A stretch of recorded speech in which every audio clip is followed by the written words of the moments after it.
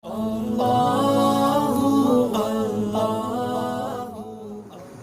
dosa nak bagi dua. Nah, dosa kecil, nah dosa besar.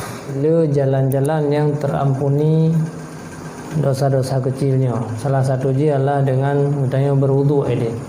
Karena Rasulullah bersabda, "Man tawadda'a wa asbagha wudu'ahu."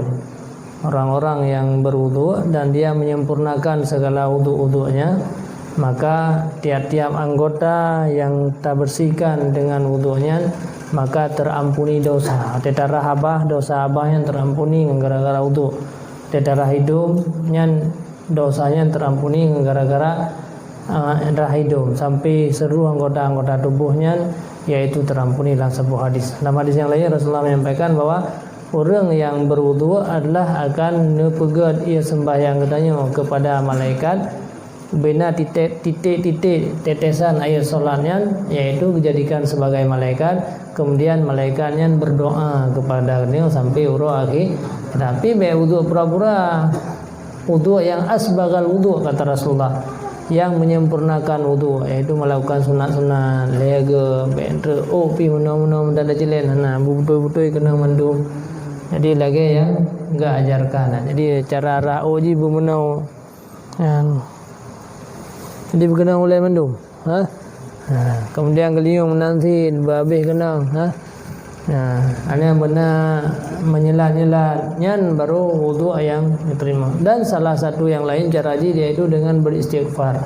Kata Rasulullah bahwa Rasulullah selalu beristighfar sehari semalam sebanyak 100 kali. Kemudian kiban mantai istighfarnya memadang ada kengkernya mandang hana tadupu mentang kunyan laki ampun ba Allah kajian walaupun hana tadupu arti yang payang-payangnya nyan kamu mak dayang kena kunyan putra hanya kunyan arti ji laki ampun ba Allah mati dikere-kere hana dupu astagfirullah aku meminta ampun akan engkau Allah al-azim yang maha tinggi maha besar hana dupu ya kan yang dupu astagfirullahnya arti ji lu laki ampunnya kajian enak enak mentang kajian. Kemudian lafal-lafal istighfarnya, nah pada membaca istighfar kabir, yang lebih mantap dalam istighfar yang payang-payang yang sebutkannya.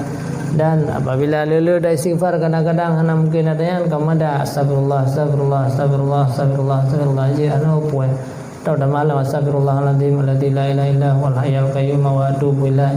Artinya kan aku memohon ampun dan aku bertaubat. Jadi paling kurang kada depu lafainya lafai untuk laki ampun kan ke meratuh baraneo kan lafai meratuh yang enan kamu ada. Jadi hana mesti ya mengerti tentang detail ji hana.